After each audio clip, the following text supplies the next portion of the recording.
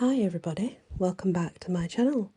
It's Wisteria here, and let us adventure now into the twisted tale of the Piper. The Pied Piper, only twisted. Long ago, in a small English village, a man who played a delightful pipe arrived. The children were very curious of this new person, and every day the children visited the piper, listening to his stories about how he came from another realm and his adventures there. One day, a child said to him, "So why have you come here? Why here to this place?" "For a better life," he said. "A better life, mister? You're dreaming a bit there, I say, for you won't find that here. Our parents are always drunk. If we went missing, sir, I doubt they would care. Nor notice, less a mouth to feed, I should think." The young lad that spoke was Charlie, generally the cheeky one with all the mouth. "I say, Mr. Piper, I've got a deal for you. Just hear me out, all of yous. You hide us, and you'll say to all the parents you can bring us back for a price, and if our parents pay, we split it. If not, we come to your land with you, since we wouldn't be wanted here. Sounds like a great place." The piper tried to speak up, but the lad interrupted him, saying, "They all agreed, don't we, kiddies?" And the rest said yes, with wide eyes and excitement. So no matter what the piper wanted to say, it went unheard. "First though, sir, Mr. Piper, which do you prefer? In fact, never mind, anyway. We need to get the adults to believe thou art magic, and thy pipe can move all things from one place to the next. We must fool them. But I need to think. Let me think, yeah? Let me think." "Well," the piper said, "I can bargain cheese with the rats of the village and have them follow me out behind my pipe. You just need to be sure that the adults see what I'm doing." So this gave the children an idea. "You could do it on church day. That ought to get 'em all looking before they pile into that church." "Ah, yes, that could work," replied the piper. So all the days before the church, the children told their parents of how a magical piper was in town, and he could find anything with his music and relocate it.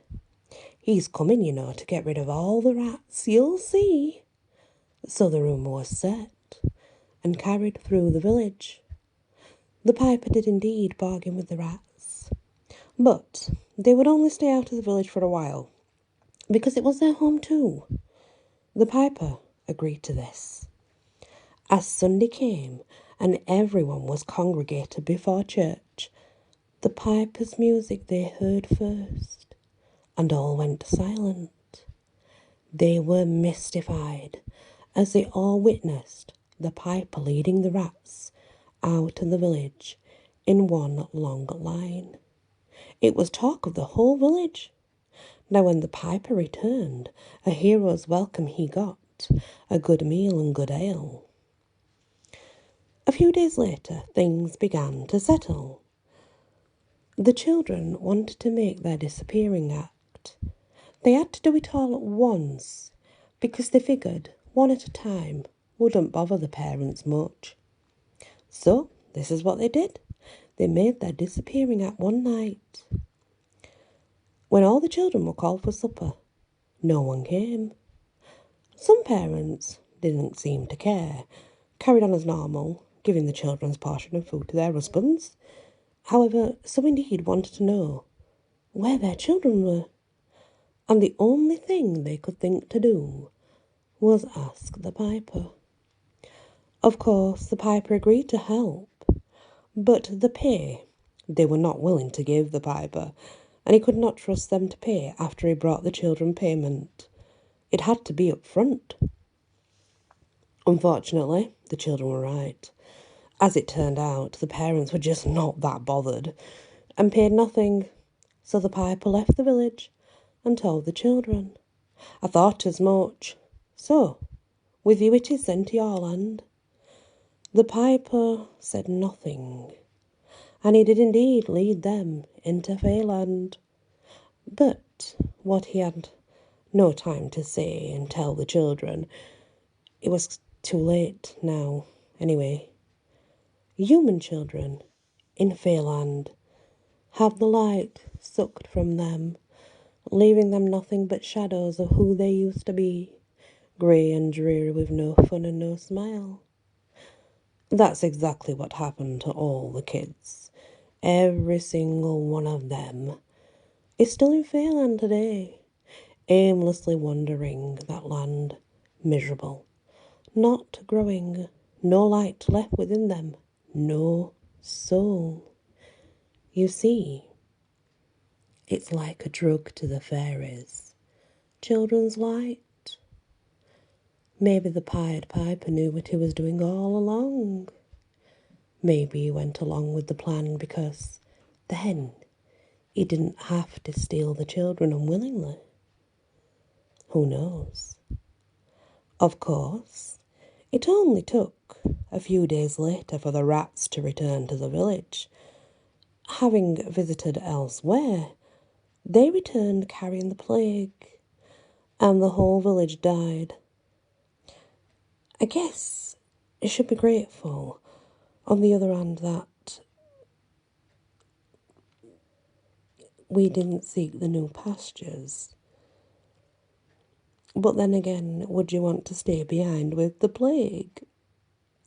It's a difficult one, that, isn't it? If you're an adult going into Fairyland, well, maybe it would be different. But a child, you're there as a drug.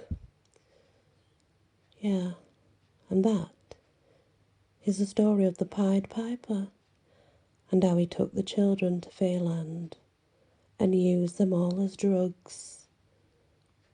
Thank you for listening. Many blessings.